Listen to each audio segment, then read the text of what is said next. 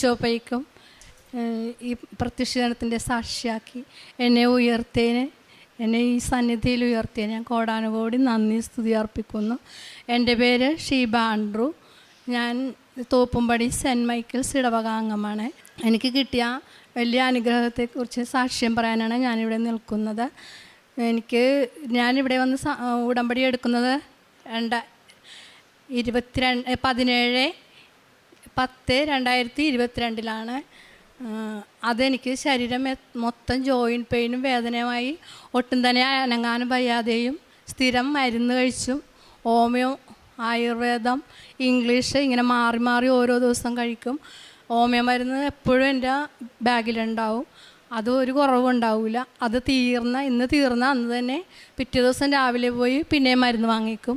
ഇങ്ങനെ വർഷങ്ങളായി 36 വർഷത്തോളം ഞാൻ ഈ മരുന്ന് കഴിച്ചുകൊണ്ടിരിക്കണേണ്. 36 വർഷം ജോയിൻറ്റ് പെയിനായിട്ട് 36 വർഷമായി ഞാൻ മരുന്ന് കഴിച്ചുകൊണ്ടിരിക്കുകയായിരുന്നു. അപ്പോൾ അങ്ങനെ ഇരിക്കുമ്പോഴാണ് ഞങ്ങൾ ഇങ്ങനെ ഒരു അയൽക്കൂട്ടത്തിൽ പെണ്ണുങ്ങളെല്ലാവരും കൂടി കൂടിയിരിക്കുന്ന സമയത്ത് ഈ വിഷമവും പ്രയാസമൊക്കെ ഞാൻ ഇങ്ങനെ പറഞ്ഞപ്പോഴാണ് എന്നോട് പറഞ്ഞാൽ താൻ പോയി ഉടമ്പടി എടുക്കണോ, അപ്പോൾ തനിക്ക് അതിൻ്റെ മാറ്റങ്ങൾ വരുമെന്ന് പറഞ്ഞാൽ അങ്ങനെ ഞാൻ ഉടമ്പടി ഇവിടെ വന്ന് എടുക്കണത്. ശരിക്കും അതെന്താണെന്ന് പോലും അറിയാതെ ഞാനിവിടെ വന്ന് ഉടമ്പടി എടുത്തത് കുമ്പസാരിക്കണമെന്നുള്ളത് അതൊക്കെ പിന്നീടാണ് ഞാൻ അറിയുന്നത്. കേട്ട പാടെ കേൾക്കാത്ത പാടെ പിറ്റേ ദിവസം രാവിലെ തന്നെ ഞാൻ വെളുപ്പിനെ വണ്ടിക്ക് ഇവിടെ വന്ന് ഉടമ്പടി എടുക്കുകയുണ്ടായി. ഉടമ്പടി എടുത്ത ആ നിമിഷം മുതൽ എനിക്ക് എന്തോ ഒരു അനുഭവം എൻ്റെ ശരീരത്തിലുണ്ടായിരുന്നു. വീട്ടിൽ ചെന്ന് കയറുമ്പോഴും ആ ഒരു അമ്മയുടെ ഒരു പ്രസൻസ് എനിക്ക് കിട്ടുന്നുണ്ടായിരുന്നു, സ്മെല്ലും കിട്ടുന്നുണ്ടായിരുന്നു. അതിനുശേഷം ഞാനെന്ന ഉടമ്പടിയിൽ എൻ്റെ അസുഖം വെച്ചിട്ടുമില്ല. ഞാൻ വെച്ചിരിക്കുന്നത് വേറെ കാര്യങ്ങളാണ് വെച്ചിരിക്കുന്നത്. വഴിയില്ല, എനിക്ക് വെള്ളമില്ല, അങ്ങനെ പല പ്രശ്നങ്ങളുമായിട്ടാണ് ഞാനിവിടെ വന്നത്. പക്ഷേ എൻ്റെ അസുഖം എനിക്ക് ഉണ്ടെങ്കിലും ഞാനത് ഉടമ്പടിയിൽ വെച്ചിട്ടില്ല ശരിക്കും പറഞ്ഞാൽ. പക്ഷേ എൻ്റെ അസുഖമാണ് മാതാവ് ആദ്യമായിട്ട് എനിക്ക് മാറ്റിത്തരുന്നത്. ഞാനപ്പോൾ അന്ന് തുടങ്ങി ഇവിടുത്തെ വിശുദ്ധ തൈലവും വിശുദ്ധ ഉപ്പും ഞാൻ ഉപയോഗിക്കാൻ തുടങ്ങി. രാവിലെ തന്നെ ഉറക്കമുണർന്ന് എണീക്കുമ്പോൾ അച്ഛൻ്റെ പ്രാർത്ഥന, അന്നേരം അച്ഛൻ്റെ പ്രാർത്ഥനയല്ല, നമ്മുടെ ബുക്കിലുള്ള പ്രാർത്ഥനയാണ് ആ ടൈമിൽ 22-ൽ. അപ്പം ഞാനത് പ്രാർത്ഥിച്ച ശേഷം 5:30 പ്രാർത്ഥിച്ചതിന് ശേഷം ഒരു ഗ്ലാസ് വെള്ളത്തിൽ ഒരു നുള്ളുപ്പ് വിശ്വാസ പ്രമാണം ചൊല്ലി അത് ഞാൻ കഴിക്കുമായിരുന്നു ഡെയിലി. അതിനുശേഷം ആ എണ്ണയും ശരീരം മൊത്തം ഞാൻ വിശ്വാസ പ്രമാണം ചൊല്ലി പ്ലസ് ചെയ്ത് പെരട്ടുകയും ചെയ്തതിൻ്റെ ഫലമായി ആദ്യത്തെ ഉടമ്പടി തീരുന്നതിന് മുൻപായിട്ട് തന്നെ എൻ്റെ വേദനകളെല്ലാം മാറി. ഞാനിവിടെ പിന്നെ വരുമ്പോൾ എനിക്ക് ജോയിൻറ്റ് പെയിനേ ഇല്ല, മരുന്നില്ല, എൻ്റെ ബാഗിലും മരുന്നില്ലാണ്ടായി. അങ്ങനെയാണ് ഞാനിവിടെ വന്ന പിന്നത്തെ ഉടമ്പടി പുതുക്കാൻ വന്നത്. പിന്നെ ഞാൻ ഉടമ്പടിയിൽ വെച്ച ഏറ്റവും വലിയ കാര്യം എന്ന് പറഞ്ഞാൽ 80 വർഷം അപ്പച്ചൻ്റെയൊക്കെ ഹസ്ബൻഡിൻ്റെ അപ്പൻ്റെയൊക്കെ കാലം മുതൽ നടന്നിരുന്ന ഒരു വഴിയാണ് ഞങ്ങൾക്ക്. ആ വഴി ഞങ്ങൾ ഗവൺമെൻറ് വഴി ഇപ്പോൾ എല്ലാവർക്കും വാട്ടർ വെള്ളം കൊടുക്കുന്ന ഒരു സംവിധാനം ഉണ്ടായിരുന്നല്ലോ. അപ്പം ഞങ്ങൾക്ക് വെള്ളം എടുക്കാൻ വേണ്ടി ചോദിച്ചപ്പോൾ ഞങ്ങൾ ഒരു വീടിൻ്റെ ഉമ്മറത്തൂടി കയറി വേണം റോഡിലേക്ക് പോകാൻ. അപ്പം അവരുടെ വാതിക്കൽ കൂടി എപ്പോഴും പോകുന്നത് കാരണം അവരോട് ചോദിക്കണമല്ലോ പൈപ്പ് കണക്ഷൻ എടുക്കട്ടെ. അപ്പം അങ്ങനെ ചോദിച്ച് പൈപ്പ് കണക്ഷൻ എടുക്കട്ടെ എന്നൊന്ന് ചെന്ന് ചോദിച്ചപ്പോൾ അവർ പറഞ്ഞ് നിങ്ങൾക്ക് ഇതേ കൂടി വഴിയില്ലെന്ന് പറഞ്ഞു. അപ്പോഴാണ് ഞങ്ങൾ അറിയണത്. ശരിക്കും പറഞ്ഞാൽ ഞങ്ങളെ ബന്ധത്തിൽപ്പെട്ടവരുമാണ്, എല്ലാം കൊണ്ടും സഹായികളുമാണ്, ഭയങ്കര ഒരു കൂടിപ്പറപ്പങ്ങളായിട്ട് ജീവിക്കണേണ് ആ കോമ്പൗണ്ടിൽ. എന്നാൽ അപ്പോഴാണ് പറഞ്ഞത് നിങ്ങൾക്ക് ഇതുവഴി വഴിയില്ലെന്ന് കേട്ടോടുകൂടെ സകല പിടിയും വിട്ട് എല്ലാവർക്കും പ്രയാസമായി. ഞങ്ങളുടെ കൂടെ തന്നെ ഹസ്ബൻഡിൻ്റെ ജ്യേഷ്ഠന് ഒരു കോമ്പൗണ്ടിലാണ് ഞങ്ങൾ ജീവിക്കുന്നത്. ഞങ്ങൾക്ക് 2 കൂട്ടക്കാർക്കും ഈ ഒരു വീട് കയറി വേണം, മുറ്റത്തൂടി കയറി വേണം റോഡിലേക്ക് കയറാൻ. അപ്പോൾ അവർ സമ്മതിക്കാതെ വന്നപ്പോൾ ഞങ്ങൾക്ക് 2 കൂട്ടക്കാർക്കും വെള്ളം കിട്ടാത്ത അവസ്ഥയും, വെള്ളവുമില്ല വഴിയുമില്ലെന്നാണ് പറഞ്ഞേക്കണം. അപ്പോൾ പിന്നെ എന്ത് ചെയ്യുമെന്ന് വിചാരിച്ച് ഞങ്ങൾ അവരുടേതായ ചേട്ടന്മാരുടെ അടുത്തും അവരുടെ അളിയന്മാരുടെ അടുത്തും സ്വന്തക്കാരുടെ അടുത്തൊക്കെ ഞങ്ങൾ ചെന്ന് പറഞ്ഞു, ഞങ്ങൾ എങ്ങനെയെങ്കിലും ഞങ്ങൾക്ക് ഈ വഴിയൊന്ന് വാങ്ങിച്ചു തരണം, ഇങ്ങനെ പൈപ്പ് കണക്ഷൻ ഗവൺമെൻറ്റിൽ നിന്ന് കൊടുക്കുന്നുണ്ടല്ലോ ഫ്രീ ആയിട്ട്. അപ്പം ഞങ്ങൾക്ക് എടുക്കാൻ വേണ്ടിയിട്ടാണെന്ന് പറഞ്ഞപ്പോൾ അവർ മൂത്താങ്ങളെ പറഞ്ഞ് ഞാൻ ഇടപെട്ട് എന്താണെന്ന് വെച്ചാൽ ചെയ്തു തരാം. ദുഃഖാഴ്ചയായിരുന്നു, ഒരു ദുഃഖാഴ്ചയാണ് ഞങ്ങൾ അവിടെ ചെന്ന് പറയണം, നോൻപ് പിടിക്കാൻ പോകണം മാർച്ചിൽ. പറഞ്ഞപ്പോഴത്തേക്കും പറഞ്ഞു അത് നിങ്ങൾ വിഷമിക്കണ്ട, ഞങ്ങൾ അവരോട് സംസാരിച്ചിട്ട് എത്രയും പെട്ടെന്ന് അത് റെഡിയാക്കി തരാൻ, ഞാനൊരു മനോഗുണപ്രവൃത്തിയാണല്ലോ ഈ സമയത്ത് ചെയ്യാൻ പോണേന്ന് പറഞ്ഞിട്ട് പുള്ളിക്കാരൻ ഞങ്ങളോട് ഇങ്ങനെ തമാശയും പറഞ്ഞ് വിട്ട്.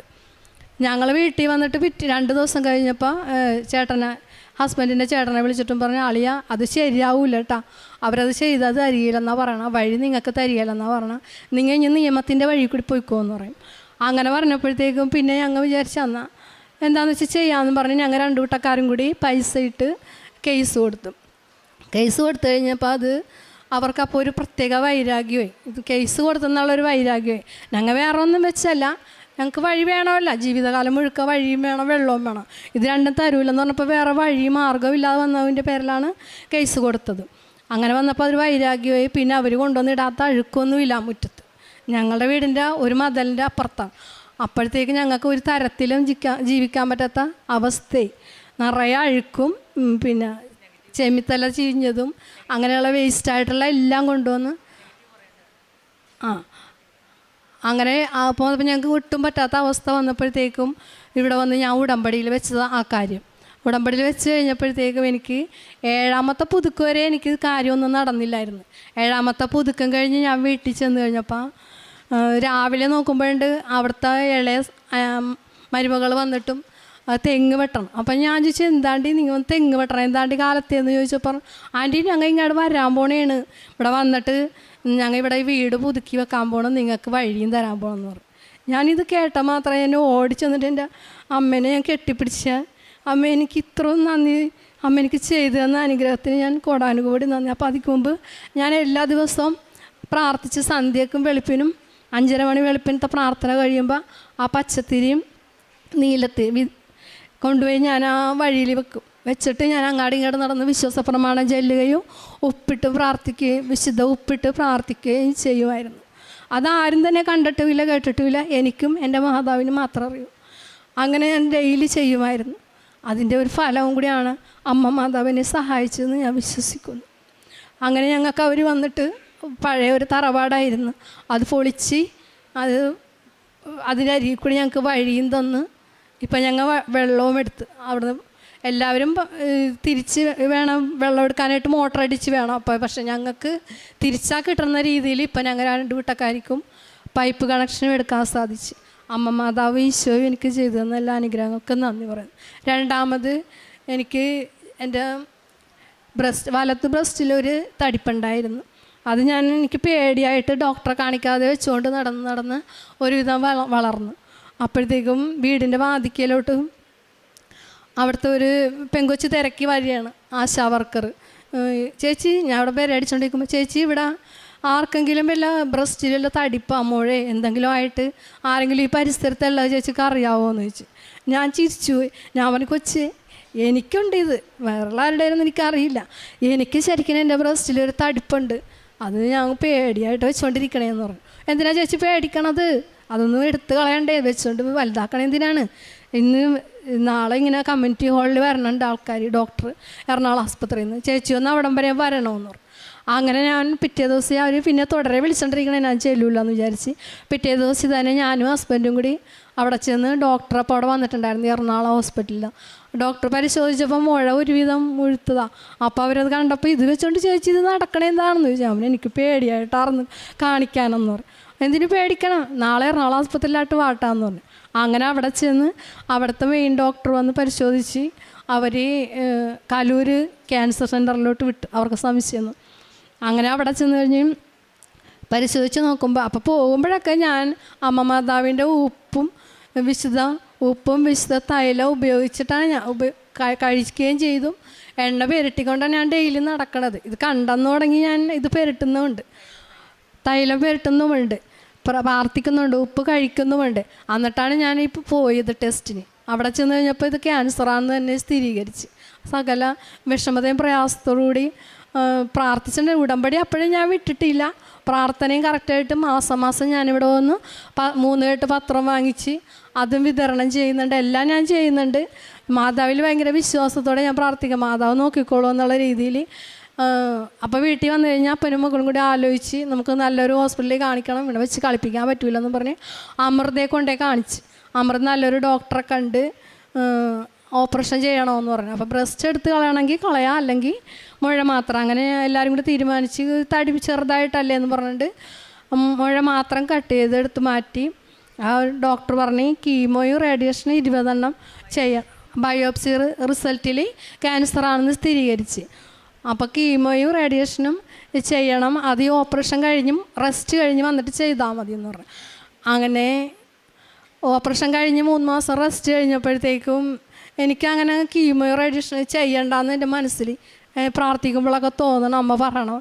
അപ്പോൾ എൻ്റെ മാതാവിൻ്റെ കൂടെയുള്ളപ്പോൾ ഞാൻ എന്തിനാ ഈ കീമോയോ റേഡിയേഷൻ ചെയ്യണം എന്നുള്ള രീതിയിൽ മക്കളോടും ഹസ്ബൻഡിനോടും പറഞ്ഞു എനിക്കിത് ചെയ്യണ്ടെന്ന് പറഞ്ഞു. അവർ സമ്മതിക്കണില്ല.